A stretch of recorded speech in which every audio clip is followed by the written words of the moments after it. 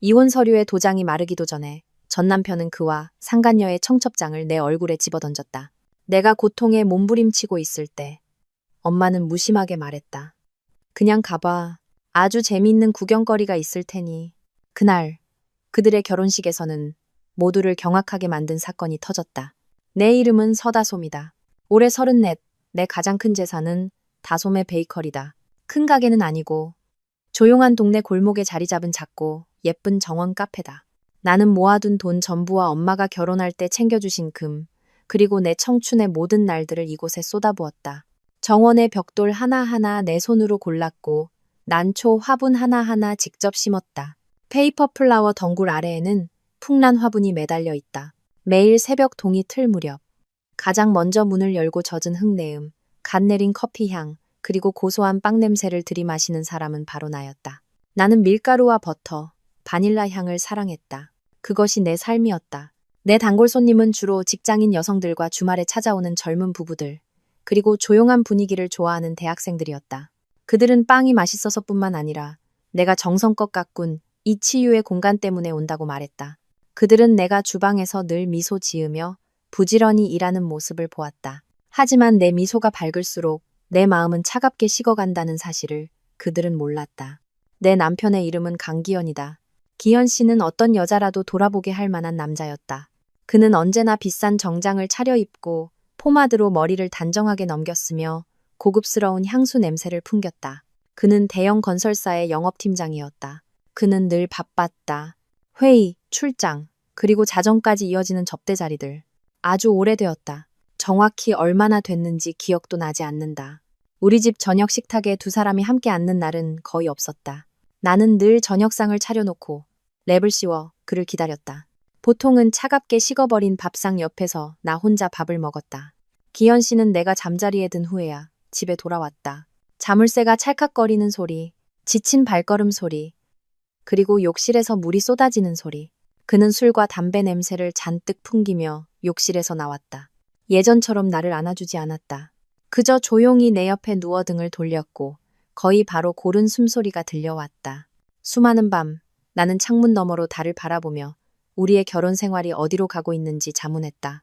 옛날에는 그가 직접 나에게 지루한 회사 생활을 그만두고 제빵의 꿈을 좇으라고 응원해 주었다. 친구들에게 내 아내는 세상에서 가장 훌륭한 파티시에야 라고 자랑하던 사람이었다. 하지만 이제 그 자부심은 사라지고 무뚝뚝한 대화와 건성으로 하는 대답만이 남았다. 오늘 저녁 먹으러 와요? 바빠. 피곤해요? 오렌지 주스 갈아줄까요? 됐어. 그의 휴대폰은 절대 불가침의 영역이었다. 그는 심지어 샤워할 때도 휴대폰을 가지고 들어갔다. 가끔 내 옆에 앉아 있을 때면 그는 화면에 시선을 고정한 채 희미한 미소를 짓곤 했다. 뭘 보고 웃어요?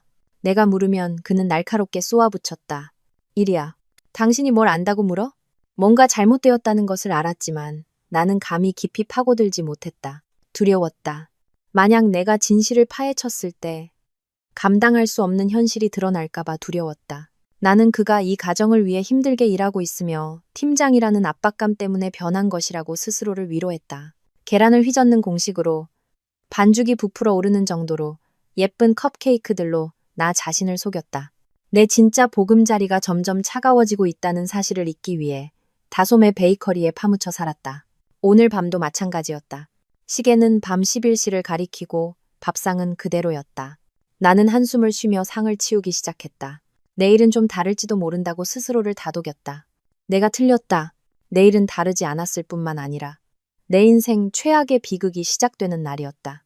그날 밤 기현 씨는 집에 들어오지 않았다. 나는 밤새 심장이 터질 듯한 불안감에 잠 못 이루었다. 수백 통의 전화를 걸었지만 돌아오는 것은 익숙한 고객님께서 전화를 받을 수 없어 라는 기계음뿐이었다. 새벽녘 나는 소파에서 깜빡 잠이 들었다. 무언가 강하게 부딪히는 소리에 나는 소스라치게 놀라 잠에서 깼다. 기현 씨가 거실 한가운데 서 있었다. 하지만 내가 알던 말끔하고 세련된 모습이 아니었다. 정장은 구겨지고 셔츠는 반쯤 빠져나와 있었고 머리는 헝클어져 있었다. 그의 눈은 충혈되었고 몸에서는 평소의 고급 향수 대신 시큼한 술 냄새가 진동했다. 기현 씨, 밤새 어디 있었어요? 얼마나 걱정했는지 알아요? 내가 달려가자 그가 나를 밀쳐냈다. 그는 소파에 털썩 주저앉아 머리를 쥐어뜯었다. 다 끝났어. 다솜아. 정말 다 끝났어. 나는 얼어붙었다. 뭐가 끝났다는 거예요? 제대로 말해봐요. 기현 씨가 고개를 들었다. 그의 얼굴은 절망으로 가득했다. 내가 밖에서 투자 좀 했어. 땅 투자. 거기다 돈 전부 쏟아붓고 사채까지 끌어다 썼어. 근데 그놈이 돈 들고 날랐어. 지금 사채업자들이 나 찾고 있어. 오늘까지 돈 못 갚으면 가만 안 둔다고 협박해. 그는 말을 잇지 못했지만 그의 눈에 서린 공포는 진짜였다. 나는 온몸이 떨렸다. 얼마가 필요한데요? 기현 씨는 나를 보며 주저했다. 아주 많아. 수억이야. 심장이 쿵하고 떨어졌다. 나는 바닥에 주저앉았다. 우리 부부에게 수억 원이 어디 있단 말인가. 내 베이커리는 겨우 생활비를 감당하고 조금 남는 정도였다. 어떡해요? 경찰에 신고할까요? 기현 씨가 소리쳤다. 경찰에 어떻게 신고해? 이건 정식 투자가 아니라고. 나 감옥 가라는 소리야? 그가 갑자기 내 손을 잡았다. 그의 눈은 핏발이 서 있었다. 다솜아, 이제 당신밖에 날 구해줄 사람이 없어. 저 베이커리밖에 없어. 나는 움찔했다. 베이커리라니요? 무슨 말이에요? 가게를 담보로 은행에서 대출을 받자. 급하게 돈을 좀 빌리는 거야. 이번 위기만 넘기면 돼. 내가 약속할게. 다시 일어설게. 다 갚을게. 다시는 무모한 짓 안 할게. 나는 할 말을 잃었다. 다솜의 베이커리는 내 모든 것이었다. 내 심혈이었고 내 목숨이었다. 뭘 망설여. 걔들이 여기까지 쳐들어오길 바라는 거야. 내가 죽는 꼴 보고 싶어?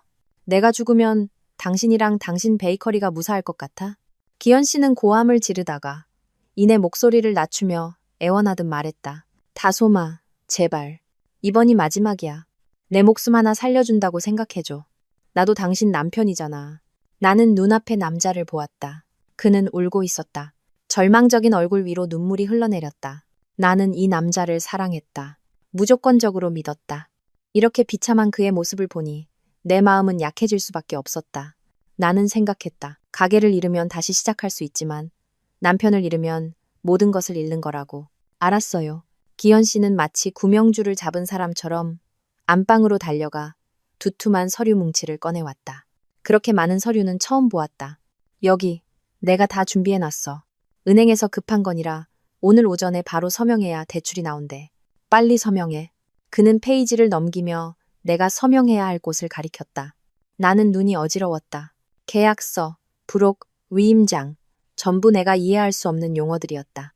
왜 이렇게 서류가 많아요? 다 읽을 수가 없는데. 기현 씨가 내 말을 잘랐다. 그의 목소리에는 짜증과 조급함이 묻어났다. 아이고, 다솜아. 지금 이걸 읽을 때야? 은행 대출 서류가 원래 이렇게 두꺼워. 다 은행 양식이야. 빨리 서명 좀 해줘. 9시 전에는 제출해야 돼. 그래야 오늘 오후에 돈이 나와. 안 그러면 우리 다 길바닥에 나앉는다고. 그는 내 손에 펜을 쥐어주었다. 나는 계속해서 시계를 보며 안절부절 못하는 남편을 보았다. 서류 뭉치를 보았다. 불안하고 두려웠다. 하지만 나는 내 남편을 믿었다. 그가 막다른 길에 몰렸고 내가 유일한 희망이라고 믿었다. 나는 입술을 깨물었다. 손이 떨렸다. 나는 서명했다. 그가 가리키는 모든 곳에 단 한 글자도 읽지 않고 서명했다. 나는 다솜의 베이커리의 모든 사업권과 지상 자산을 그에게 양도하는 서류에 서명했다. 그리고 그가 이미 자신의 서명을 해둔 채 수십 장의 가짜 대출 서류 사이에 교묘하게 끼워 넣은 협의 이혼 신청서에도 서명했다. 내가 펜을 내려놓자 기현 씨는 안도의 한숨을 내쉬었다. 그는 나를 숨이 막힐 정도로 세게 껴안았다. 고마워, 다솜아. 역시 내 아내가 최고야. 걱정 마. 이번 일만 해결되면 내가 다 보상해줄게. 그는 내 이마에 급하게 입을 맞추고 서류 뭉치를 낚아채 문 밖으로 뛰쳐나갔다. 오토바이 시동 거는 소리가 요란하게 들리더니 이내 사라졌다. 나는 방 한가운데에 못 박힌 듯 서 있었다. 창밖은 밝아오고 있었다. 나는 내 인생의 태양이 방금 막 졌다는 사실을 알지 못했다. 그 운명의 서명을 한 지 사흘 후 나는 여전히 불안 속에서 살았다. 기현 씨는 집에 돌아오지 않았다. 그는 일을 처리해야 한다고, 채권자들을 피해 다녀야 한다고 말했다. 그는 나에게 평소처럼 베이커리 문을 열고 아무에게도 이 사실을 말하지 말라고 당부했다. 나는 그의 말을 그대로 따랐다. 여전히 빵을 굽고 커피를 내렸지만 마음은 불타는 듯했다. 골목에서 오토바이 소리만 들려도 깜짝 놀랐다. 나흘째 되는 날 내가 기다리던 사람은 나타나지 않았다. 대신 법원에서 온 등기우편 배달원이 찾아왔다. 우체부 아저씨는 나에게 서류를 건네며 수령 확인 서명을 요구했다. 나는 떨리는 손으로 가정법원에서 온 협의 이혼 이사와 긴신청 안내서를 받아들었다. 머릿속이 하얘졌다. 협의 이혼. 내가 언제 이혼에 합의했다는 말인가? 나는 더듬거렸다. 아저씨, 혹시 잘못 온 거 아닐까요? 저희 부부 이혼 안 했는데요. 배달원 아저씨는 안타까운 눈으로 나를 보았다. 서다솜 씨 맞으시죠? 남편분은 강기현 씨고요. 신청서가 여기 있네요. 부부 두 분이 같이 서명하셨는데요. 법원에서 조정하고 결정 내리려고 부르는 겁니다. 여기에 서명 좀 해주세요. 나는 몽유병 환자처럼 서류에 서명했다. 문을 닫자 안내서가 바닥으로 떨어졌다.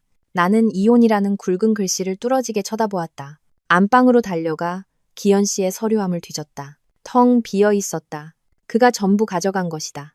나는 기현 씨에게 전화를 걸었다. 이번에는 신호가 갔다. 그가 전화를 받았다. 그의 목소리에는 더 이상 절망이나 두려움이 없었다. 차갑고 어딘가 초연하기까지 했다. 여보세요. 나는 전화기에 대고 소리쳤다. 눈물이 쏟아졌다. 기현 씨, 법원 서류 설명해봐요. 협의 이혼이 무슨 말이에요? 나 속인 거죠? 속인 거 맞죠? 수화기 저편에서 잠시 침묵이 흘렀다. 그러더니 기현 씨가 웃었다. 내가 한 번도 들어본 적 없는 비웃음이었다. 당신이 서명했잖아. 당신이 합의해서 서명했으니까 이제 법원에서 부르는 게 맞지. 누굴 탓해? 멍청한 당신을 탓해야지. 당신이 은행 대출 서류라고 했잖아요. 부도 났다고 했잖아요. 내가 무슨 말을 하든 다 믿어? 역시 빵밖에 모르는 단순한 여자라니까. 자, 이제 알려줄게. 나 부도 안 났어. 난 그냥 그 가게가 필요했고 당신이랑 이혼이 필요했어. 나 다른 여자 생겼거든. 귀가 멍멍해졌다. 내 주변의 모든 것이 무너져 내렸다. 다른 여자. 왜 나한테 이런 짓을 해요? 왜냐고? 당신은 지루하니까. 당신은 맨날 밀가루랑 빵 얘기뿐이잖아. 당신 꼴을 좀 봐. 온몸에서 버터 냄새나 풍기고. 근데 그 여자는 젊고 예쁘고 내 성공에 도움이 돼. 당신은 뭐가 있는데? 채영 씨. 한채영 씨죠? 당신 팀 신입사원. 나는 그가 휴대폰을 보며 미소 짓던 순간들을 떠올렸다. 그의 옷에서 나던 낯선 향수 냄새를 기억해냈다. 눈치는 있네. 맞아, 채영이야. 길게 말하면 피곤하니까 그냥 법원에 나와. 빨리 절차 끝내자고. 가게는 이제 내 거야. 당신이 사업양도 계약서에도 서명했잖아. 그것도 안 읽었겠지? 그는 전화를 끊었다. 나는 더 이상 서 있을 힘이 없었다. 바닥에 주저앉았다. 나는 모든 것을 잃었다. 내 남편, 내 심장 같던 베이커리.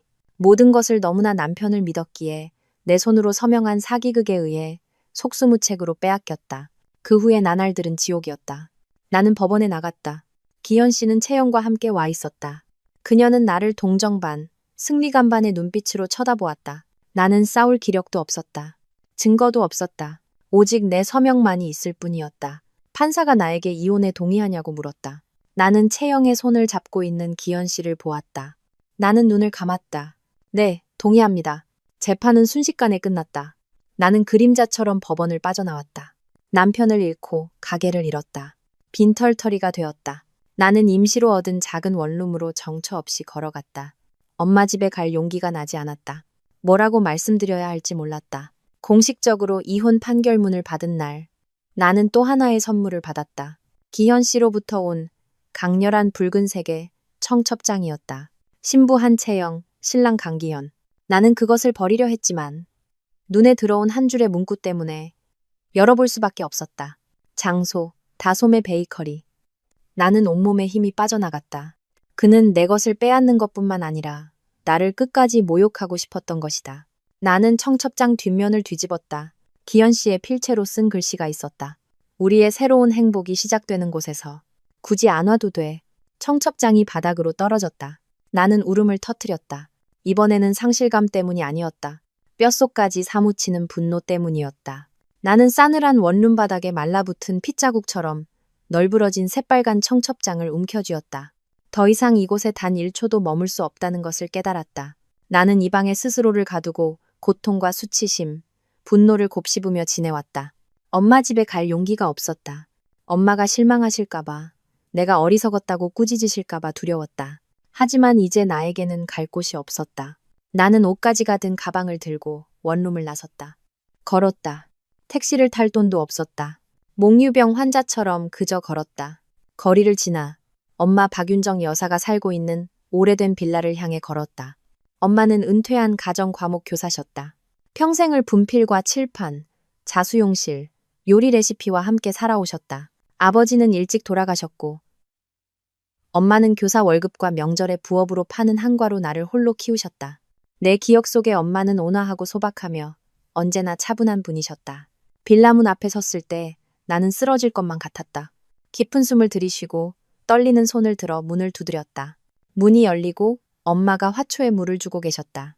엄마는 나를 보시고 내 손에 들린 가방을 보시고 울어서 퉁퉁 붓고 헬쑥해진 내 얼굴을 보셨다. 아무것도 묻지 않으셨다. 그저 조용히 몸을 비켜주셨다. 들어오너라. 문턱을 넘어 엄마 집의 익숙한 향기를 맡는 순간 나는 더 이상 참을 수 없었다. 나는 무릎을 꿇고 엄마의 다리를 끌어안고 울음을 터뜨렸다. 엄마, 저 다 잃었어요. 엄마, 그 인간이 저를 속였어요. 전부 다 가져갔어요. 나는 목 놓아 울었다. 수치스러웠던 지난 날들을 위해, 내 어리석음을 위해 울었다. 나는 모든 것을 털어놓았다. 담보 사기극에 대해, 끼워 넣어진 이혼 서류에 대해, 법원에서 빈털터리가 된 것에 대해, 그리고 마지막으로 나는 떨리는 손으로 엄마에게 청첩장을 내밀었다. 엄마, 이것 좀 보세요. 제 가게에서 저 여자랑 결혼한대요. 저를 모욕하고 있어요, 엄마. 나는 고개를 숙이고 기다렸다. 한숨 소리를 기다렸다. 그러게 내가 뭘 했니? 말 안 듣더니라는 꾸지람을 기다렸다. 엄마가 나와 함께 울어주시길 기다렸다. 하지만 아니었다. 주위는 고요했다. 나는 고개를 들었다. 엄마는 울고 있지 않으셨다. 청첩장을 보고 계셨다. 엄마의 입가는 분노로 떨리는 것이 아니라 희미하게 올라가 있었다. 내가 한 번도 본 적 없는 차갑고 비웃는 듯한 미소였다. 엄마, 왜 웃으세요? 엄마는 청첩장을 테이블 위에 내려놓으셨다. 그리고 천천히 차를 우리셨다. 나에게 찻잔을 건네주셨다. 일단 마시고 속 좀 데우렴. 엄마의 목소리는 여전히 평온했다. 그 평온함이 나를 두렵게 했다. 엄마, 화 안 나세요? 저 사기당해서 빈털터리 됐어요. 그 베이커리, 엄마가 주신 돈으로 한 건데 제가 다 날렸다고요. 엄마는 나를 보셨다. 그 눈빛은 날카로웠다. 나는 엄마를 제대로 알지 못했다는 것을 깨달았다. 엄마는 그저 온화한 가정선생님이 아니셨다. 이 험한 세상에서 홀로 자식을 키워낸 강인한 여자였다. 재미있는 구경거리가 되겠네. 엄마는 찻잔을 든 채 말씀하셨다. 초대했으면 가야지. 나는 할 말을 잃었다. 네? 어딜 가요? 엄마는 제가 거기 가서 개들이 행복한 꼴을 보라는 말씀이세요? 전 못해요. 누가 개들 행복한 꼴 보러 가랬니? 엄마는 찻잔을 탁 소리 나게 내려놓으셨다. 내 딸이 다른 사람한테 그렇게 모욕당하고 가만히 있을 순 없지. 그놈이 초대했어. 네가 고통스러워하길 바라는 거야. 그러니 넌 가야 해. 하지만 이런 모습으로는 안 되지. 엄마는 일어나 내 어깨를 두드리셨다. 울음 그쳐라. 운다고 되찾을 수 있는 건 아무것도 없어. 일어나서 세수해. 내 딸은 예뻐야 해. 아주 예쁘게 화장하고 가는 거야. 재미있는 연극이 기다리고 있을 테니. 나는 멍하니 엄마를 쳐다보았다. 엄마가 무슨 생각을 하는지 알 수 없었다. 하지만 엄마의 눈에서는 패배감이 아닌 어떤 불꽃이 보였다. 나는 이해할 수 없었다. 엄마가 무슨 생각을 하는지 정말 알 수 없었다. 엄마의 반응은 내 예상을 완전히 벗어났다. 나는 엄마가 충격을 받으시거나 분노하시거나 적어도 나를 걱정하실 거라고 생각했다. 하지만 아니었다. 엄마는 무서울 정도로 평온했고 심지어 나를 속인 자의 결혼식에 가라고 하셨다. 엄마, 진심이세요? 나는 훌쩍이며 물었다. 제가 거기 가서 뭘 해요? 제가 무슨 낯으로요? 전 이제 빈털터리예요. 가게는 그 사람 거고 법적으로도 인정됐어요. 제가 서명했단 말이에요. 엄마는 고개를 저으셨다. 딸아, 넌 빵 만드는 건 잘하는데 머릿속은 정말 밀가루만 들었구나. 내 엄마가 바느질하고 자수 놓고 요리만 하는 줄 알았니? 엄마는 더 말씀하지 않으시고 조용히 안방으로 들어가셨다. 엄마의 방은 몇 년째 그대로 소박하고 단정했다. 엄마는 낡은 목재 장롱으로 다가가셨다. 예전에 엄마가 회초리를 숨겨두셔서 내가 무서워했던 바로 그 장롱이었다. 엄마는 열쇠 꾸러미를 꺼내 늘 잠가두시던 맨 아래 서랍을 여셨다. 나는 숨죽여 지켜보았다. 엄마는 비닐에 여러 겹으로 조심스럽게 쌓인 두툼한 서류철을 꺼내셨다. 엄마는 그 서류철을 붉은 청첩장 바로 옆 찻상 위에 올려놓으셨다. 그놈은 널 속였다고 생각하겠지만 뿌리를 잊었지. 엄마는 서류철을 내 쪽으로 밀어주셨다. 열어보렴. 내 손은 여전히 떨렸다. 나는 비닐을 벗겼다. 안에는 세월의 흐름으로 누렇게 변했지만 매우 조심스럽게 보관된 서류 뭉치가 있었다. 맨 위에 내 눈에 들어온 것은 토지 등기부등본이라는 글자였다. 나는 깜짝 놀랐다. 토지 주소를 읽었다. 바로 다솜의 베이커리 주소였다. 눈을 비비고 소유자란의 이름을 읽었다. 내 이름이 아니었다. 기현 씨의 이름도 아니었다. 서류상의 이름은 박윤정이었다. 엄마, 나는 목이 메었다. 이게 왜 엄마 이름으로 되어 있어요? 엄마는 옅은 미소를 지으셨다. 내 거니까. 그 땅 외할머니가 엄마한테 물려주신 유산이야. 난 단 한 번도 네게 명의를 넘긴 적이 없단다. 머릿속이 복잡해졌다. 하지만 제가 거기다 가게를 지었잖아요. 엄마가 저한테 빌려주신 줄 알았는데 엄마는 또박또박 말씀하셨다. 그때 네가 베이커리를 열고 싶다고 했지. 네가 진심인 것 같아서. 내가 쓰지 않는 땅이 있으니 거기 가서 하라고 했어. 우리 모녀. 서류 한 장 썼었지. 기억나니? 내가 너에게 사업 목적으로 땅을 임대한다고. 너도 서명하고 나도 서명하고. 기억났다. 간단한 손글씨 계약서. 나는 그것을 어딘가에 처박아 두고 신경도 쓰지 않았다. 그것이 그렇게 중요할 줄은 꿈에도 몰랐다. 엄마는 말을 이으셨다. 목소리가 단호해졌다. 그놈은 건설사 영업팀장이야. 너무 자신만만했지. 법을 잘 안다고 생각했을 거야. 그놈은 네 사업자 등록증만 확인했어. 네가 대표인 걸 알고 아내가 가게 주인이니 땅도 당연히 아내 거라고 생각한 거지. 오만했던 거야. 뿌리까지 확인할 생각도 안 한 거지. 내 딸이 자기 엄마한테 땅을 빌려 쓰는 세입자일 줄은 상상도 못했을 테고. 한 줄기 희망, 차가운 빛이 내 머릿속을 스쳐 지나갔다. 엄마, 그럼. 그래. 엄마는 고개를 끄덕이셨다.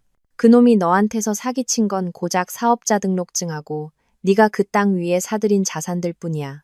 껍데기만 가져간 거지. 알맹이인 땅은 여전히 내 거야. 나는 토지 등기부등본을 손으로 만져보았다. 진짜였다. 눈물이 다시 쏟아졌다. 하지만 이번에는 고통 때문이 아니었다. 나는 여전히 충격에서 벗어나지 못했다. 엄마를 보았다가 다시 등기부등본을 보았다. 하지만 엄마, 제가 모든 자산을 그 사람에게 양도한다고 서명했어요. 법원에서도 제가 졌고요. 이혼에 동의하고 가게를 잃는 걸 받아들였어요. 엄마는 마치 먼지를 털어내듯 손을 저으셨다. 네가 진 게 당연하지. 땅 위에 자산을 양도한다고 서명했으니 법원에서 그 자산이 그놈 것이라고 판결한 건 맞아.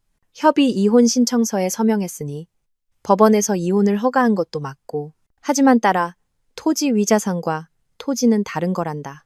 엄마는 마치 학생을 가르치는 선생님처럼 또박또박 설명하기 시작하셨다. 그놈이 뭘 얻었지? 네, 다솜의 베이커리라는 상호, 오븐, 커피 머신, 테이블 몇 개, 그리고 네가 땅 위에 지은 건물. 맞지? 그건 이제 그놈 거야. 법적으로 인정돼. 나는 고개를 끄덕였다. 마음이 다시 무거워졌다. 네. 하지만 엄마는 목소리에 힘을 주셨다. 그놈은 그 모든 걸 어디에 두고 있지? 네? 땅 위에. 나는 주저하다가 큰 소리로 말했다. 엄마 땅 위에요. 정확해. 엄마는 손가락으로 테이블을 가볍게 두드리셨다. 그놈은 자기 자산을 내 땅 위에 두고 있는 거야. 나는 이 땅의 소유주고 내 딸에게 사업하라고 빌려줬지.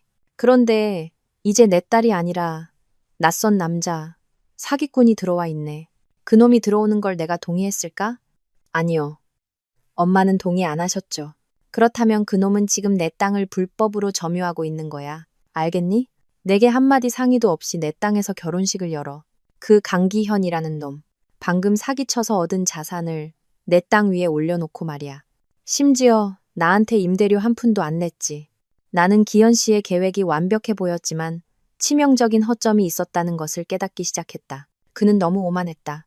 빵밖에 모르는 아내에게는 순진하고 어리숙한 엄마가 있을 거라고 생각했다. 그는 부동산 전문가였지만 사기치는 법에만 능숙했지 토지법을 신중하게 살피지는 않았다. 그는 예상치 못한 변수가 있을 거라고는 생각조차 하지 않았기에 토지 등기부등본을 확인하지 않았다. 그는 스스로를 똑똑하다고 여겼고 우리 모녀를 얕보았다. 내 눈물은 말랐다. 이제 내 안에는 분노와 통쾌함의 불꽃이 타올랐다. 엄마, 우리 당장 가서 되찾아와요. 가서 그놈 정체를 밝혀야 해요. 모든 사람에게 그가 사기꾼이라고 알려야 해요. 나는 벌떡 일어섰지만 엄마가 나를 끌어당겨 앉히셨다. 엄마는 고개를 저으셨다. 신비로운 미소가 입가에 번졌다. 지금 되찾으면 재미없지. 나는 놀랐다. 무슨 말씀이세요? 네가 가서 그놈이랑 맞붙어 싸우라고? 난 그렇게 안 해. 그건 너무 품이 없고 해결되는 것도 없어. 그놈은 또 막무가내로 나올 거야. 우리는 배운 사람이니 법대로 해야지. 그놈이 마음으로 승복하게, 가장 치욕스럽게 만들어야 해. 엄마는 청첩장을 들어 유심히 보셨다. 그놈이 거기서 결혼식을 하고 싶어 해. 친척, 친구들 다 초대했겠지. 아주 좋아. 사람이 많이 모이도록, 한껏 뽐내도록 놔두는 거야. 돈 들여서 화려하게 장식하고 이것저것 빌리도록 말이야. 그런 다음에 한 번에 터트리는 거지. 사람이 많을수록 더 재미있지 않겠니? 따라? 나는 엄마를 보았다. 문득 소름이 돋았다. 엄마는 모든 것을 계산하고 계셨다. 내 마음은 이제 복잡한 감정들로 뒤엉켰다. 가장 큰 짐, 즉 엄마의 땅을 잃지 않았다는 안도감과 동시에 엄마의 침착함에 두려움을 느꼈다. 부엌과 바느질에만 익숙하다고 생각했던 엄마가 실은 이렇게 치밀한 분이셨다니. 그럼 이제 우리 뭐 해요, 엄마? 나는 여전히 떨리는 목소리로 물었다. 엄마는 천천히 차를 다 마시고 말씀하셨다. 이제 기다리는 거야. 그놈이 즐거워하기를, 돈을 쓰기를 기다리는 거지. 결혼식은 돈이 많이 드는 일이야. 화려할수록 더 들지. 내 땅 위의 가게를 마음껏 꾸미도록 놔두는 거야. 엄마는 잠시 말을 멈추고 이으셨다. 그동안 우리 모녀도 할 일이 있지. 나는 변호사를 만나러 갈 거야. 소송을 걸려는 게 아니라 서류를 준비하기 위해서. 나와 네가 맺은 임대 계약이 효력을 잃었는데도 그놈이 계속 거기 있으면 그건 불법 점유가 되는 거야. 나는 경찰에 개입을 요청할 거야. 우리는 법대로 하는 거다. 땅도 되찾고 네가 지은 가게도 되찾을 거야. 그건 토지에 부속된 자산이니까. 그놈은 널 속였다고 생각하겠지만 실은 제목에 스스로 올가미를 건 셈이지. 나는 여전히 멍했지만 그럼 결혼식은요? 그냥 열리게 놔둬요. 라고 물었다. 엄마는 내가 한 번도 본 적 없는 미소를 지으며 웃으셨다. 당연히 열리게 놔둬야지. 그놈이 뭐라고 했는지 못 들었니? 새로운 행복이 시작되는 곳에서 결혼식을 하고 싶다고. 내가 그놈에게 결코 잊지 못할 시작을 선물해줘야지. 엄마는 날카로운 눈빛으로 나를 보셨다. 내 직업이 뭐였지? 네? 가정과목 선생님이요. 맞아. 가정은 요리를 하고 살림을 꾸리는 거지. 그놈이 내 딸을 빵밖에 모르고 온몸에서 버터 냄새나 풍긴다고 무시했지. 그렇다면 은퇴한 요리 선생님인 이 엄마가 그놈에게 평생 기억에 남을 결혼식 메뉴를 선물해 줄 거야. 전통 음식의 진수를 보여줘야지. 나는 어리둥절했다. 메뉴요? 엄마가 걔들 결혼식 요리를 해주시게요? 아니, 엄마는 비웃으셨다. 난 아이디어만 줄 뿐이야. 걱정 마라. 네가 지금 할 일은 정신을 차리는 거야. 내 딸이 그런 꼴로 파티에 가는 건 원치 않아. 그놈에게 보여줘야 해. 그놈 없이도 넌 잘 살고 여전히 아름답다는 걸. 그 상간녀가 감히 너보다 예쁠 수 없다는 생각에 분통이 터지게 만들어야 해. 알겠니? 나는 고개를 끄덕였다. 내 안의 분노의 불꽃은 이제 명확한 목표를 갖게 되었다. 나는 더 이상 희생자가 아니었다. 나는 이 연극의 주역 관객이자 막을 내릴 사람이 될 것이었다. 엄마는 나를 다독이셨다.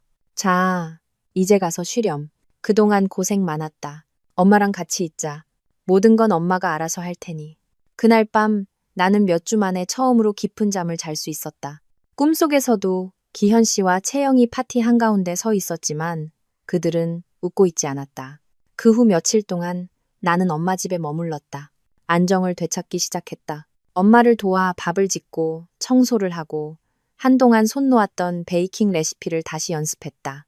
하지만 내 마음은 단 한순간도 내 옛 베이커리에 세워지고 있는 그 무대를 떠나지 않았다. 엄마의 예상대로 기현 씨와 채영은 아주 과시적으로 승리를 만끽하고 있었다.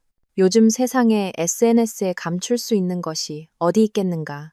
그 뻔뻔한 상간녀 채영은 거의 분 단위로 상황을 업데이트했다. 내가 굳이 찾아보지 않아도 나를 안타깝게 여긴 옛 직원들이 카카오톡으로 스크린샷을 찍어 보내주었다.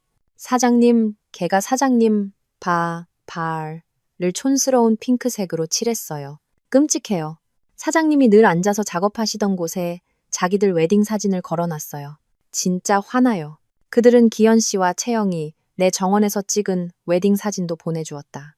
채영은 웨딩드레스를 입고 기현 씨의 허리를 감싸 안은 채 내가 직접 심은 페이퍼 플라워 나무 옆에서 환하게 웃고 있었다.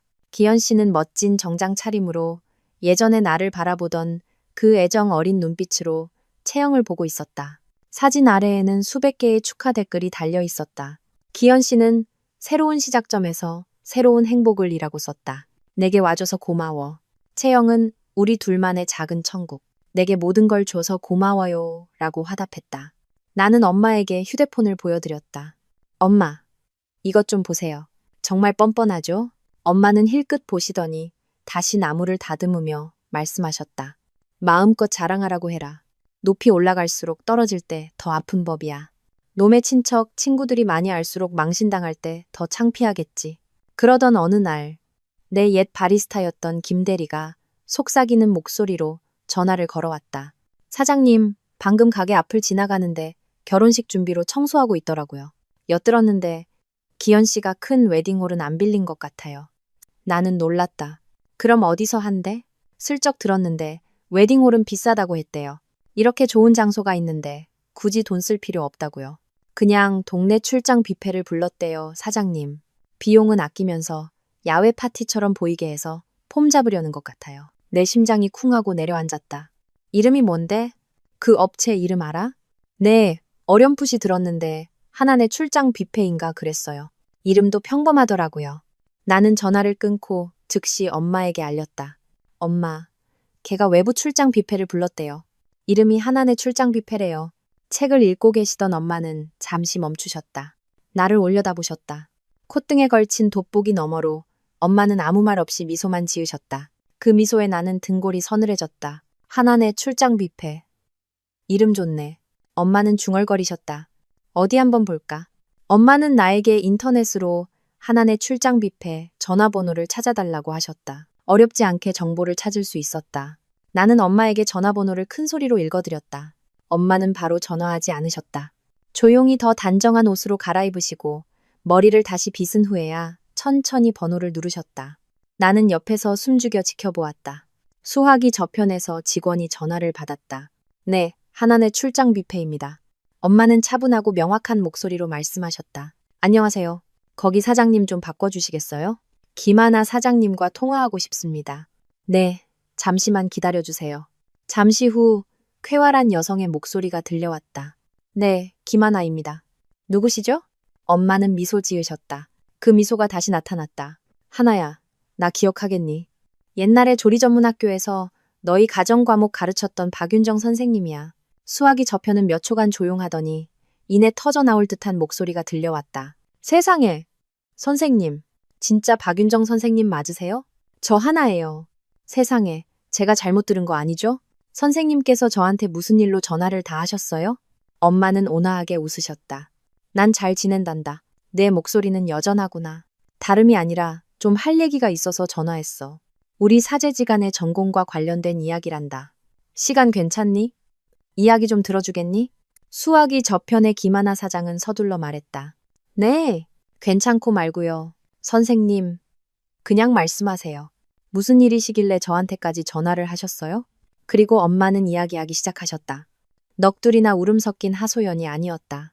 엄마는 명료하고 침착하게 사건의 전말을 요약해서 이야기하셨다. 나에 대해, 강기현이라는 놈에 대해, 담보 사기극과 이혼 서류에 대해, 그리고 자신의 땅과 그 땅 위에서 곧 열릴 결혼식에 대해.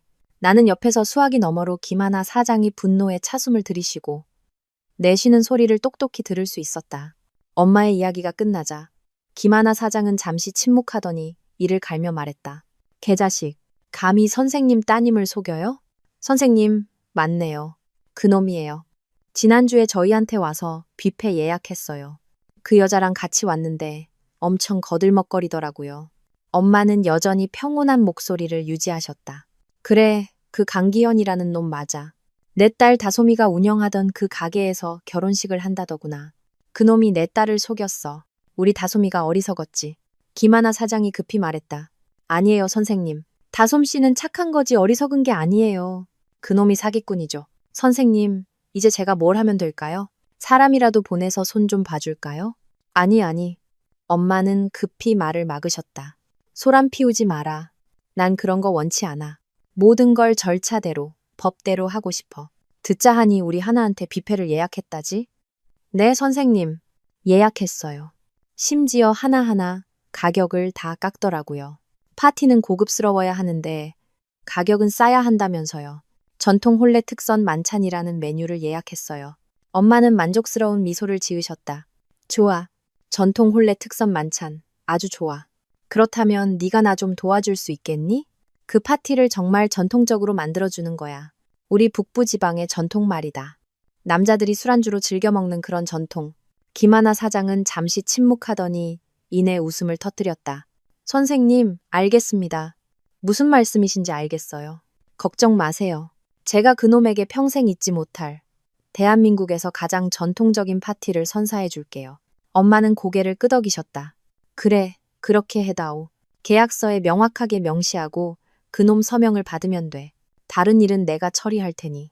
고맙다. 하나야. 시간 날 때 놀러 오렴. 맛있는 거 해줄게. 엄마는 전화를 끊고 나를 돌아보셨다. 하나 해결됐네. 나는 더듬거렸다. 엄마, 방금 하나 언니한테 무슨 요리를 해달라고 하신 거예요? 엄마는 차를 한 모금 마시셨다. 전통 별미 요리. 나는 여전히 믿을 수 없었다. 집안을 서성였다.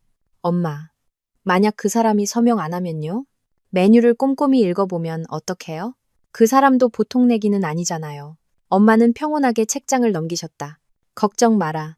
그놈 같은 인간일수록 과시욕이 강하고 허술한 법이야. 지금 승리감에 도취해 있어서 세세한 건 신경 안 쓸 거다. 그놈에게 필요한 건 폼나는 야외 파티라는 명분과 저렴한 가격뿐이야. 그 채영이라는 애한테 잘 보이느라 정신없어서 계약서 부록 따위는 제대로 읽지도 않을 거다. 엄마의 말씀은 틀리지 않았다. 이틀 후 김하나 사장이 엄마에게 다시 전화를 걸어왔다. 이번에는 영상 통화였다. 우리 모녀가 함께 볼 수 있도록. 그녀는 환하게 웃고 있었다. 선생님, 다 됐어요. 엄마는 고개를 끄덕이셨다. 서명했니? 네, 서명했어요. 읽지도 않고 바로 하더라고요. 김하나 사장은 통쾌한 목소리로 상황을 설명했다. 어제 계약서 들고 가게에 갔는데 그놈이랑 그 여자가 장식업체 사람들한테 이래라 저래라 하고 있더라고요. 그 여자는 또 애교 섞인 목소리로 좀 서양식으로 꾸며달라고 하고요. 제가 그랬죠. 네, 파티는 전통식이지만 장식은 서양식으로 해드릴게요. 김하나 사장이 말을 이었다. 계약서를 주면서 말했어요. 기현 씨, 계약서랑 메뉴부로 꼼꼼히 확인해주세요. 저희 전통 홀레 특선 만찬에 들어가는 특별한 요리들을 자세히 적어놨습니다. 라고요. 그랬더니 뭐라고 하던. 내가 조급하게 물었다. 손사래를 치더라고요. 김하나 사장은 웃음을 터뜨렸다. 이러더라고요. 아, 제가 지금 정신이 없어서요. 김 사장님께서 알아서 잘해주실 거라 믿습니다. 여기 서명할게요. 전 그 전통 홀레 특선 만찬이라는 이름이 마음에 들어요. 어설픈 서양 음식은 손님들 배도 안 차고 돈만 아깝죠. 그러면서 휙 서명하더라고요. 그 여자는 꽃 장식 앞에서 셀카 찍느라 쳐다도 안 봤고요. 좋아. 엄마는 매우 만족스러운 표정으로 고개를 끄덕이셨다. 선생님, 김하나 사장이 목소리를 낮췄다. 부록에 적은 메뉴 말이에요. 제가 음식 이름을 바로 쓰진 않았어요. 저희 전공 용어처럼 좀 돌려서 썼죠. 전체. 전통 방식의 수제 순대와 귀한 내장 모듬. 주요리 1. 얼큰한 국물에 끓여낸 소곱창의 향연. 주요리 2. 삭힌 홍어와 부드러운 수육, 묵은지의 삼합, 그리고 곁들임, 매콤한 양념의 무뼈, 닭발 이렇게요. 나는 입을 가렸다. 순대와 내장, 곱창 전골, 그리고 홍어 삼합의 닭발까지. 김하나 사장이 웃었다. 저는 계약서대로 하는 겁니다. 그놈이 서명했으니 이제 와서 딴소리 못할 거예요. 그날 저희 직원들이 새우젓이랑 쌈장, 채소까지 완벽하게 준비해서 나갈 겁니다. 아주 특별하고 전통적인 맛을 보게 될 거예요. 엄마는 김하나 사장에게 고맙다고 인사하고 전화를 끊으셨다. 나를 돌아보며 말씀하셨다. 봤지? 덫은 놓아졌다. 이제 그놈은 하늘로 솟아도 도망칠 수 없어. 자기가 서명한 것, 자기가 먹어야지. 내 마음속에는 형언할 수 없는 통쾌함이 차올랐다. 나는 기현 씨와 채영, 그리고 늘 나를 촌스럽다고 무시하던 전 시어머니 최미현 여사가 그 전통적인 상차림을 보고 어떤 표정을 지을지 상상했다. 우리 일은 끝났다. 엄마가 말씀하셨다. 이제 내 차례야. 나는 놀랐다. 저요? 그래. 넌 이제 준비해야 해. 그날 넌 정말 아름다워야 한다. 그놈이 후회할 만큼, 그 상간녀가 질투에 미쳐버릴 만큼 아름다워야 해. 엄마의 말씀은 내 안의 모든 분노의 죄를 씻어내는 시원한 물줄기 같았다. 나는 더 이상 울지 않았다. 나는 더 이상 희생자가 아니었다. 나는 이 연극의 주인공이자 막을 내릴 사람이었다. 나는 거울을 보았다. 몇 주간의 고통이 나를 망가뜨려 놓았다. 눈밑은 검고 피부는 푸석했으며 머리카락은 건조했다. 비참한 모습이었다. 이것이 바로 기현 씨와 채영이 보고 싶어 하는 모습, 버림받은 실패한 아내의 모습이었다. 아니, 나는 스스로에게 다짐했다. 이런 모습으로 갈 수는 없어. 엄마는 내 생각을 읽으신 듯 나에게 돈 봉투를 건네셨다. 이거 가지고 가서 꾸미는 데 쓰렴. 돈 아끼지 마라. 마지막 연극을 위한 투자라고 생각해. 나는 무엇을 입을지 생각했다. 화려한 드레스와 비싼 보석. 아니, 그건 내가 아니었다. 그건 채영이 자신의 공허함을 감추기 위해 거칠애를 걸치는 방식이었다. 내가 그렇게 한다면 그저 그녀의 운동장에서 그녀와 경쟁하는 것뿐이었다. 나는 다른 것, 나만의 것, 나를 대표하는 것, 순수하고 단단하며 깊이 있는 것을 원했다. 한복을 맞출래요, 엄마. 엄마는 만족스럽게 고개를 끄덕이셨다. 나도 그게 좋겠다고 생각했다. 나는 비싼 웨딩드레스 샵에 가지 않았다. 엄마가 자주 원단을 사시던 광장시장의 오래된 한복집으로 갔다. 나는 상아색 비단을 골랐다. 웨딩드레스의 순백색이 아닌 순수함과 새로운 시작을 상징하는 색이었다. 나는 원단을 들고 엄마의 단골 한복집으로 갔다. 재단사 선생님은 안타까운 눈으로 나를 보셨다. 아마 내 이야기를 어렴풋이 들으셨을 것이다. 한복 한 벌 맞추고 싶어요. 나는 평온한 목소리로 말했다. 아주 단순하고 고전적인 디자인으로요. 자수나 구슬 장식은 필요 없어요. 그저 제 몸에 꼭 맞고 아주 단아하게만 만들어주세요. 재단사 선생님은 나를 보며 고개를 끄덕이셨다. 알겠어요. 기품 있는 한복을 원하시는군요. 걱정 마세요. 한복이 나오기를 기다리는 동안 나는 가만히 있지 않았다. 나 자신을 다시 돌보기 시작했다.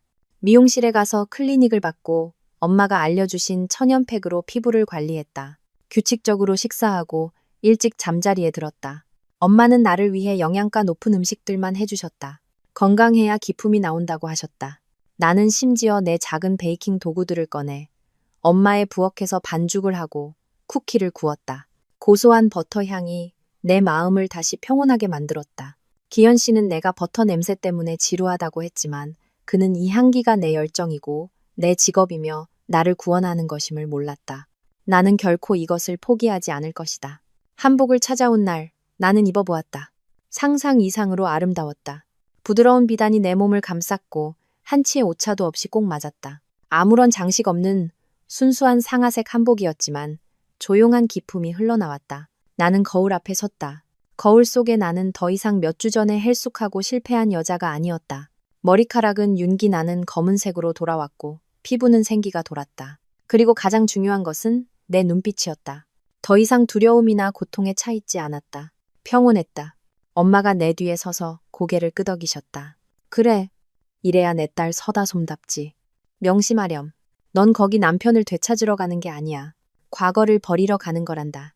나는 깊은 숨을 들이쉬었다. 새로운 비단 향기가 은은하게 풍겼다. 나는 준비가 되었다. 기현 씨와 채영의 결혼식 날. 그날은 날씨가 맑고 햇살이 눈부셨다. 마치 조롱이라도 하듯 한때 내 모든 것이었던 그곳을 환하게 비추고 있었다. 그날 아침 나는 일찍 일어났다. 엄마는 이미 연잎차를 우려놓으셨다. 마음 좀 가라앉히렴. 우리는 서두르지 않았다. 엄마는 말씀하셨다. 재미있는 연극은 클라이맥스를 기다려야지.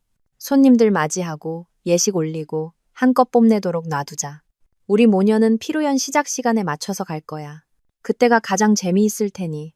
엄마는 고풍스러운 자줏빛 양단 한복을 준비해 두셨다.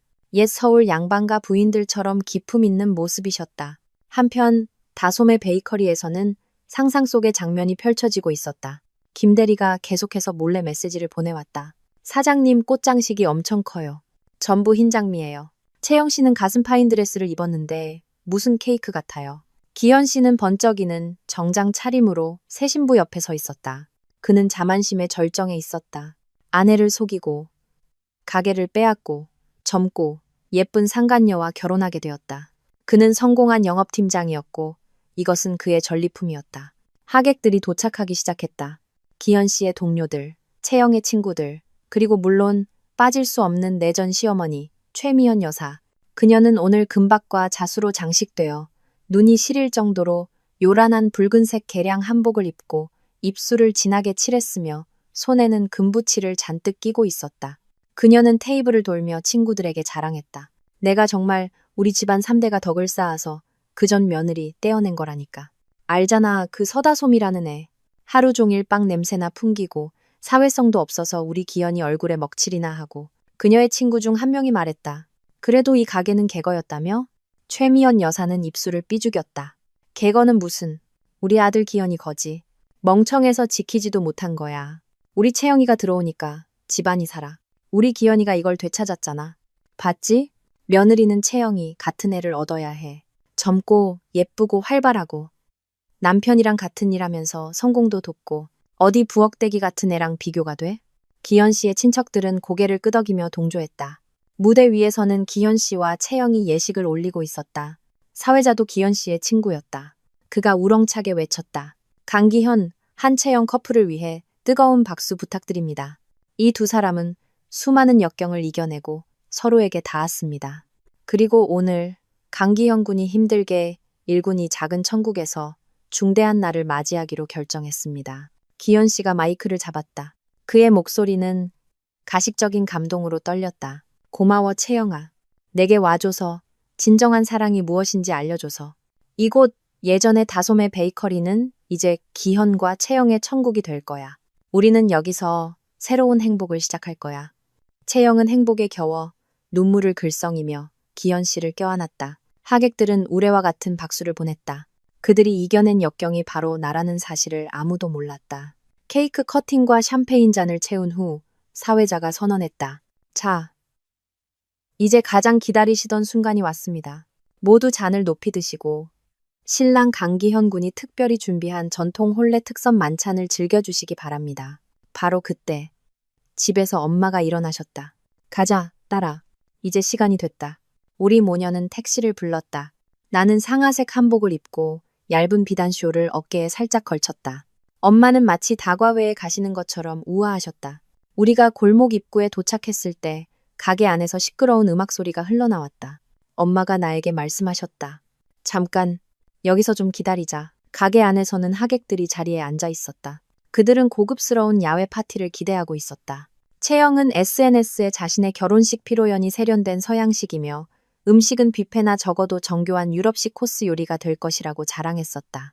김하나 사장의 직원들이 단정한 유니폼을 입고 움직이기 시작했다. 기현 씨, 채영, 최미현 여사.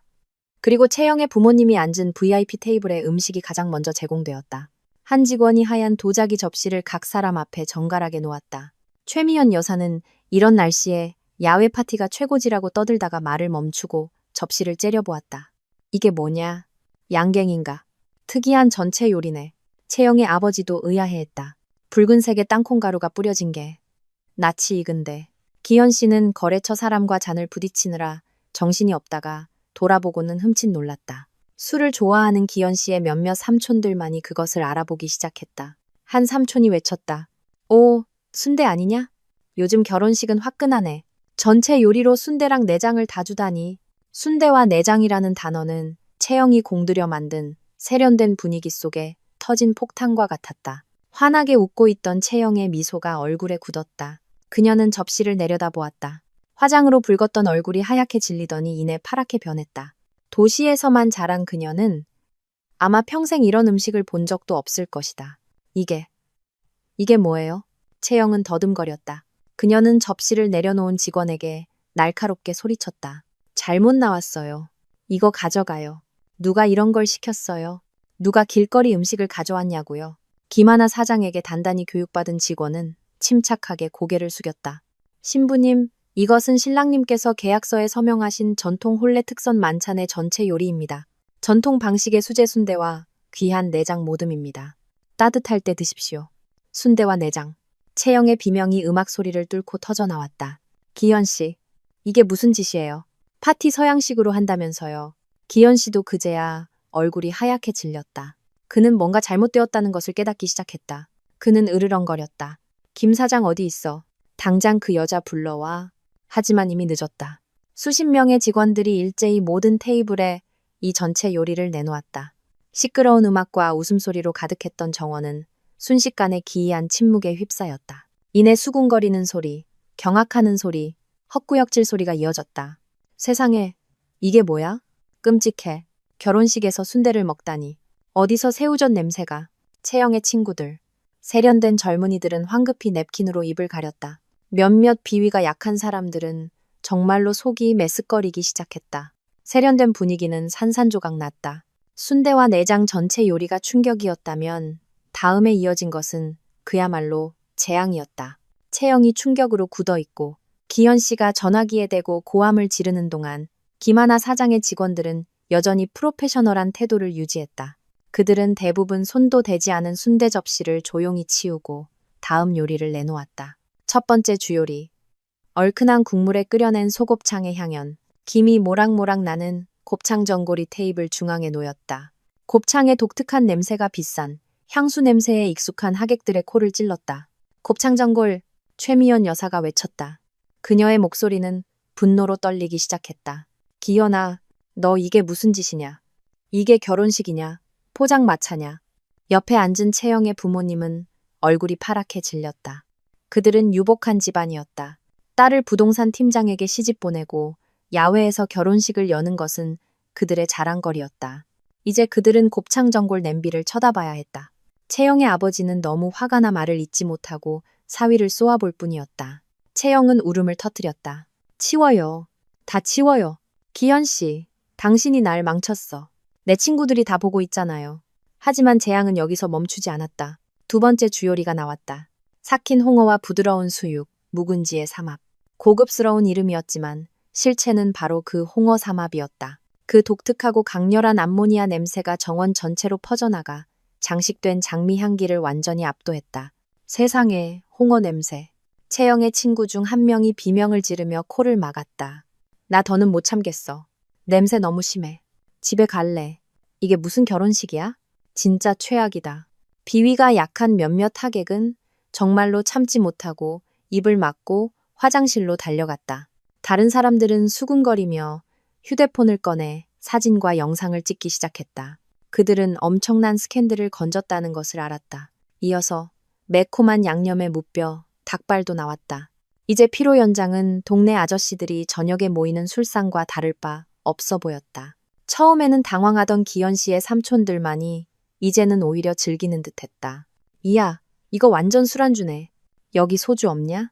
한 삼촌이 젓가락으로 테이블을 두드렸다. 그 말을 들은 최미연 여사는 분노가 극에 달했다. 그녀는 그 삼촌에게 소리쳤다. 먹어. 아주버님은 평생 먹는 것밖에 모르죠? 창피하지도 않아요?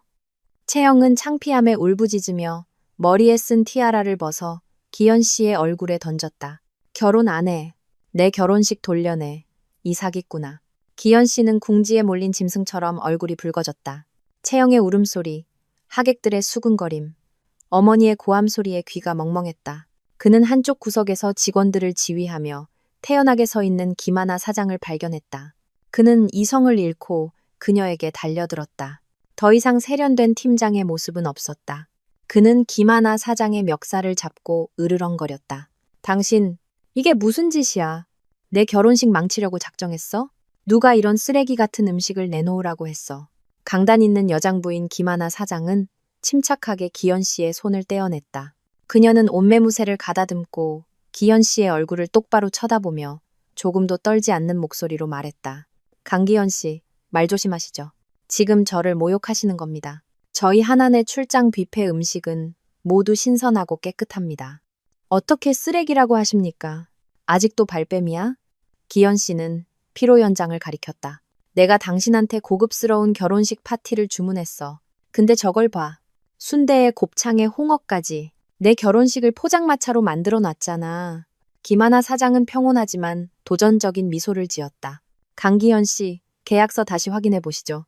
제가 알기로는 전통 혼례 특선 만찬이라는 메뉴에 분명히 서명하셨는데요. 전통? 이게 전통이라고? 그럼 뭡니까? 김하나 사장은 늘 가지고 다니던 서류철에서 계약서 한 부를 꺼냈다. 여기 강기현 씨, 서명 맞네요. 부록을 자세히 보시죠. 그때 뭐라고 하셨는지 기억 안 나세요? 김하나 사장은 주변 테이블에 다 들릴 정도로 목소리를 높였다. 강기현 씨께서 지금 정신없으니 사장님 믿고 맡긴다. 어설픈 서양 음식은 손님들 배도 안 차고 돈만 아깝다. 전통 혼례 특선 만찬이라는 이름만 믿겠다고 하셨잖아요. 그녀는 기현 씨의 얼굴 앞에 부록을 내밀었다. 여기요. 전체. 전통 방식의 수제 순대와 귀한 내장 모듬. 주요리 1. 얼큰한 국물에 끓여낸 소곱창의 향연. 주요리 2. 삭힌 홍어와 부드러운 수육, 묵은지의 삼합부. 읽어보세요.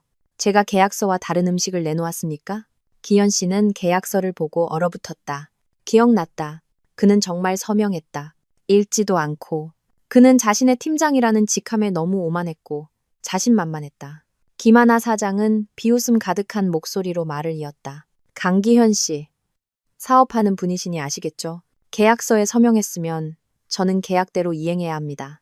이게 바로 저희 업체의 가장 전통적이고 특별한 요리들입니다. 보세요. 홍어도 최고급, 곱창도 한우, 순대도 수제. 전부 좋은 재료들입니다. 저를 사기꾼으로 몰 수는 없으실 겁니다. 기현 씨는 할 말을 잃었다. 반박할 수 없었다. 그는 분노와 굴욕감에 떨고 있었다. 그는 평범한 동네 출장 뷔페 사장에게 노란한 것이다. 그는 이를 갈며 말했다. 고의적이야. 고소하겠어. 네, 그러시죠. 김하나 사장은 조금도 두려워하지 않고 응수했다. 고소하세요. 대신 오늘 파티 비용은 전부 지불하셔야 할 겁니다. 계약서에 명시되어 있습니다. 파티 종료 후 즉시 결제. 만약 돈을 떼먹으시면 고소는 제가 하게 될 겁니다. 기현 씨는 한 걸음 물러섰다. 그는 순해 보이던 이 여자가 이렇게 날카로울 줄은 몰랐다. 그는 주위를 둘러보며 도움을 청했지만 호기심과 비웃음 가득한 시선뿐이었다. 그는 졌다. 치욕스럽게 졌다. 모든 것이 혼란의 절정에 달했을 때, 기현 씨가 김하나 사장 앞에서 할 말을 잃었을 때, 채영이 파혼을 외치며 울부짖을 때, 최미연 여사가 친척들에게 욕을 퍼붓고 있을 때, 그리고 곱창 전골과 홍어 삼합 냄새가 정점을 찍었을 때, 엄마가 내 손을 잡으셨다. 들어가자, 딸아. 시끄럽던 음악은 어느새 꺼져 있었다. 그 공간은 이제 다툼과 수군거림의 혼란스러운 소리로 가득했다. 그래서였을까? 아주 조용히 등장했음에도 불구하고 우리 모녀의 모습은 즉시 모든 시선을 사로잡았다. 나는 정원으로 들어섰다. 한때 내 모든 것이었던 곳. 페이퍼 플라워 덩굴도 내가 직접 고른 벽돌길도 그대로였다. 하지만 모든 것이 지저분하고 혼란스러운 모습으로 뒤덮여 있었다. 나는 걸었다. 상아색 한복 치마가 벽돌 위를 스쳤다. 허리를 꼿꼿이 펴고 고개를 들었다. 기현 씨도 채영도 보지 않았다. 평온한 미소를 지으며 앞만 보고 걸었다. 갑작스러운 침묵이 결혼식장을 덮쳤다. 사람들은 모두 나를 돌아보았다. 그들은 눈물로 얼룩진 화려한 드레스의 신부와는 완전히 대조되는 단아하고 기품 있는 하얀 한복을 입은 여자를 보았다. 그들은 자줏빛 양단 한복을 입고 귀부인 같은 기품을 풍기며 내 옆에서 우아하게 걷는 우리 엄마를 보았다. 누구야? 나를 모르는 한 하객이 물었다. 전 부인. 강기현 전 부인이래. 다른 사람이 속삭였다. 세상에, 서다솜이잖아. 어떻게 여길 왔지?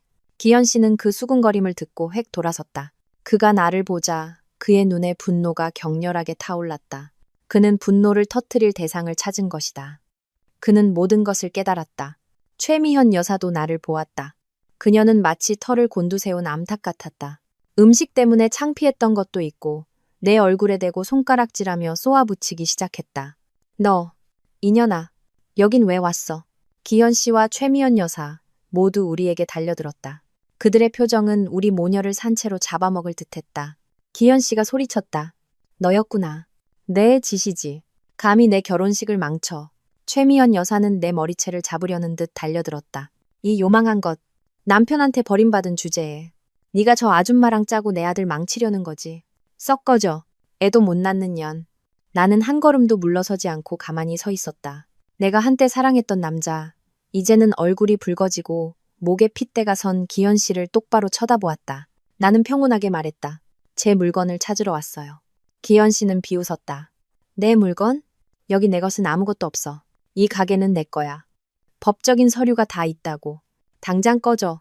그가 손을 휘둘러 내 뺨을 때리려 했다. 기현 씨의 손이 내 뺨을 향해 사납게 날아왔다. 나는 반사적으로 눈을 감았다. 하지만 따귀는 떨어지지 않았다. 가늘지만 단단한 손이 공중에서 기현 씨의 손목을 낚아챘다. 엄마였다. 엄마는 어느새 내 앞을 막아서고 계셨다. 양단 한복을 입은 엄마는 여전히 꼿꼿했지만 돋보기 너머의 눈빛은 칼날처럼 날카로웠다. 강기현 씨. 엄마의 목소리는 크지 않았지만 기이한 침묵 속에서 강철처럼 또렷하게 울려 퍼졌다. 누굴 치려는 건가? 기현 씨는 얼어붙었다. 엄마가 나설 줄은 몰랐던 것이다.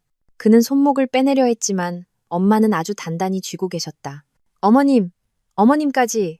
두 모녀가 작당을 했군요. 엄마는 그의 손을 강하게 뿌리쳤다.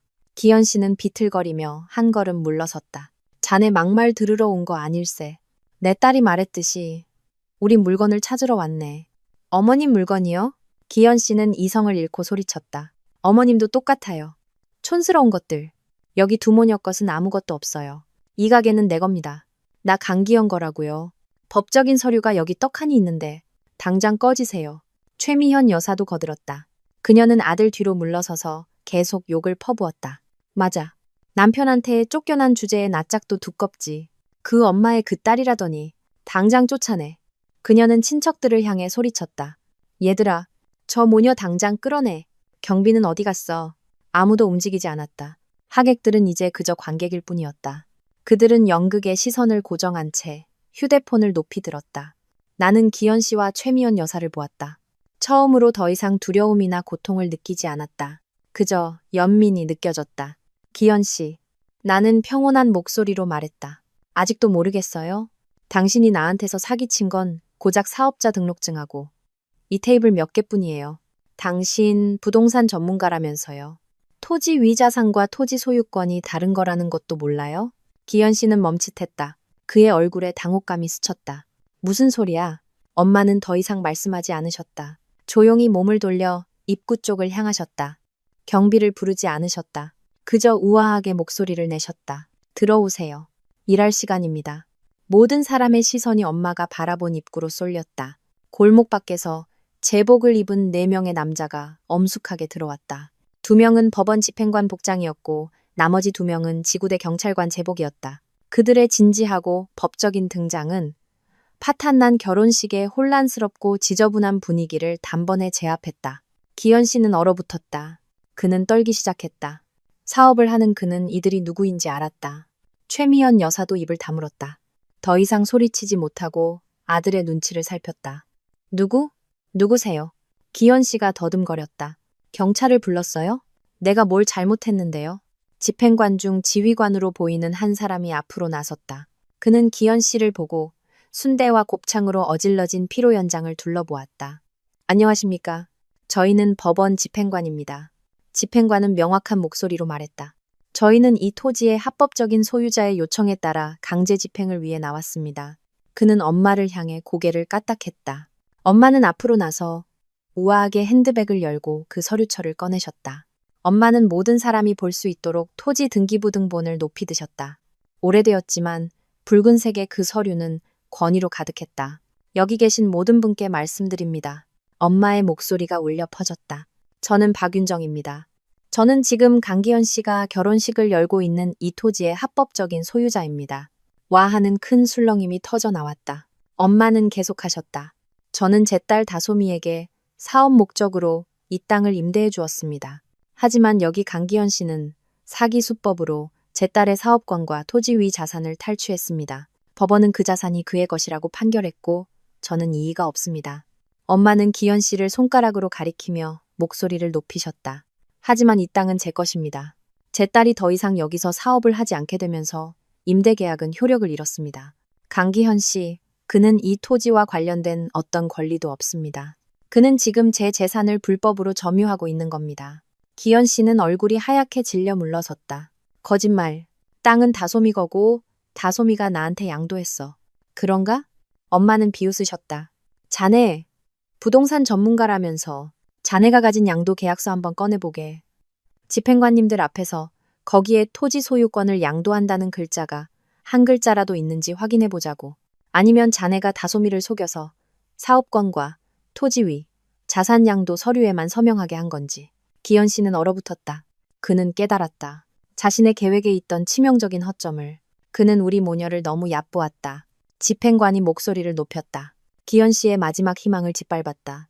저희가 확인한 바, 이 토지 전체는 박윤정 여사님의 소유가 맞습니다. 강기현 씨와 한채영 씨의 이곳에서의 모든 활동은 불법입니다. 집행관은 서류철을 열어 또박또박 큰 소리로 읽었다. 법원 결정에 따라 강기현 씨와 한채영 씨는 즉시 서울시 마포구 연남동 XX번지의 토지 불법 점유 행위를 중단하고 해당 토지를 원상복구하여 소유자인 박윤정 여사에게 반환할 것을 명합니다. 그는 고개를 들어 기현 씨를 똑바로 쳐다보았다. 강기현 씨, 한채영 씨 및 관련 없는 모든 하객분들께서는 즉시 현장에서 퇴장해 주시기 바랍니다. 저희는 자산 압류 절차를 진행해야 합니다. 자산 압류와 불법 점유라는 단어는 채영의 뺨을 후려치는 두 번의 따귀와 같았다. 그녀는 우리 모녀가 들어왔을 때부터 멍하니 서 있었다. 이제 그 말을 듣고서야 정신을 차렸다. 그녀는 순대 결혼식 때문에 망신을 당한 것뿐만이 아니었다.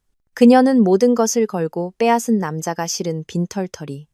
심지어 남의 땅을 불법으로 점유해서 결혼식을 여는 사기꾼이라는 것을 깨달았다. 날 속였어. 채영은 순대 접시를 봤을 때보다 더 끔찍한 비명을 질렀다.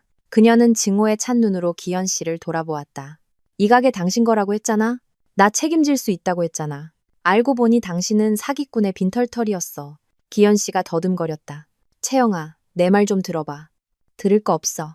채영은 소리쳤다. 음식으로 인한 굴욕감과 잔인한 현실이 그녀를 미치게 만들었다. 그녀는 테이블 위에 있던 부케를 집어 기현 씨의 얼굴에 던졌다. 이 개자식, 나 사기꾼 빈털터리랑 결혼 안 해.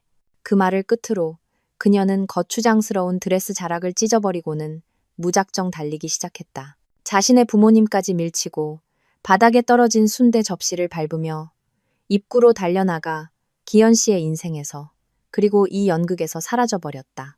최미연 여사는 입을 쩍 벌렸다. 채영아, 세아가, 거기 서라 이년아. 하지만 아무도 쫓아가지 않았다. 채영의 부모님은 창피함에 얼굴이 잿빛이 되어 조용히 일어나 고개를 숙인 채 딸을 따라 나섰다. 그 광경을 본 최미연 여사는 모든 것이 끝났다는 것을 알았다. 그녀는 바닥에 주저앉아 자신의 특기인 드러눕기를 시전했다. 아이고, 우리 집안 망했다.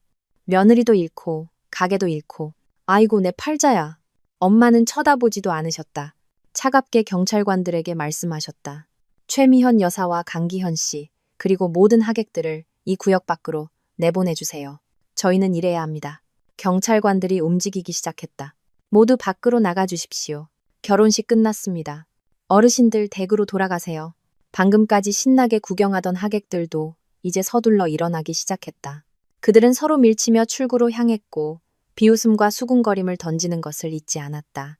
정말 창피하다. 인과응보네. 순대 결혼식이라니 평생 처음 본다. 기현 씨는 혼돈의 한가운데에 못 박힌 듯 서 있었다. 그는 나를 보았다. 그의 눈빛은 더 이상 분노가 아닌 극도의 증오로 가득했다. 그는 1시간 만에 모든 것을 잃었다. 한 경찰관이 다가와 그의 어깨를 두드렸다. 나가시죠. 못 들으셨습니까? 기현 씨는 떠밀려 나갔다. 비틀거리며 내 옆을 지나갈 때 그는 나만 들을 수 있도록 이를 갈며 말했다. 잘났어, 서다솜. 나는 평온하게 미소 지었다. 제 가게 잘 지켜줘서 고마워요. 최미연 여사는 친척 2명에게 양쪽에서 부축을 받아 끌려나가면서도 욕하는 것을 멈추지 않았다. 결혼식은 치욕 속에서 산산조각 났다.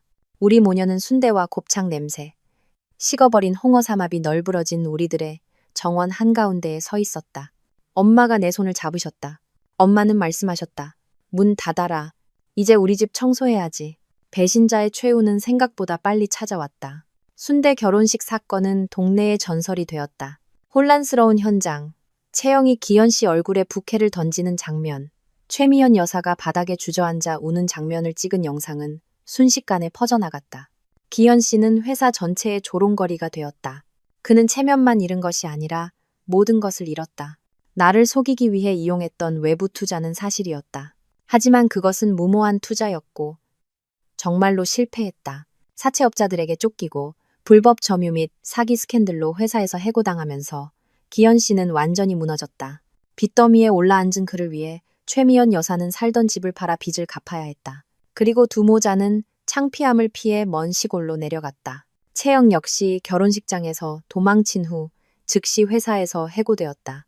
남의 남편을 빼앗고 동료를 속인 직원을 받아주는 곳은 없었다. 그녀는 도시에서 자취를 감추었고 소문에 의하면 서둘러 다른 남자와 결혼했다고 한다. 1년 후 가을이 찾아왔다. 부드러운 햇살이 내리쬐는 날, 다솜의 베이커리는 다시 문을 열었다. 나는 그 이름을 그대로 쓰기로 했다. 그것은 내 것이고 내 자부심이었다. 정원은 우리 모녀가 다시 가꾸었고 페이퍼 플라워 덩굴은 예전보다 더 화려하게 피어났다. 촌스러운 핑크색 반은 내가 좋아하는 민트색으로 다시 칠했다. 오븐, 반죽기 등 엄마가 법의 힘을 빌려 기현 씨에게 불법 점유에 대한 손해배상으로 받아낸 자산들은 다시 힘차게 돌아가기 시작했다. 내 베이커리는 예전보다 더 유명해졌다.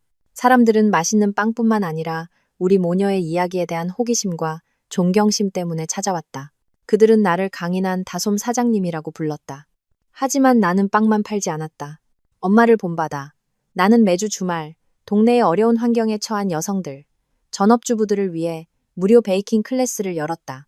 우리 박 선생님인 엄마도 가끔 수업에 나오셔서 그들에게 진정한 의미의 전통 음식 몇 가지를 가르쳐 주시곤 했다. 정원에는 웃음소리가 가득했다. 나는 갓 구운 쿠키 한 판을 들고 나왔다. 고소한 버터와 바닐라 향이 퍼져나갔다. 나는 수강생들에게 온화한 미소로 설명해주고 계신 엄마를 보았다. 문득 깨달았다. 행복은 멋진 남자가 달콤한 약속이 아니었다. 행복은 자신의 열정과 함께 사는 것, 엄마가 곁에 계시는 것, 넘어진 후에 스스로의 두 발로 굳건히 서는 것이었다. 나는 더 이상 배신당했을 때 울기만 하던 약한 다솜이가 아니었다. 나는 다솜의 베이커리의 주인 서다솜, 잿더미 속에서 고소한 버터 향과 평온한 마음을 안고 힘차게 걸어 나온 사람이었다.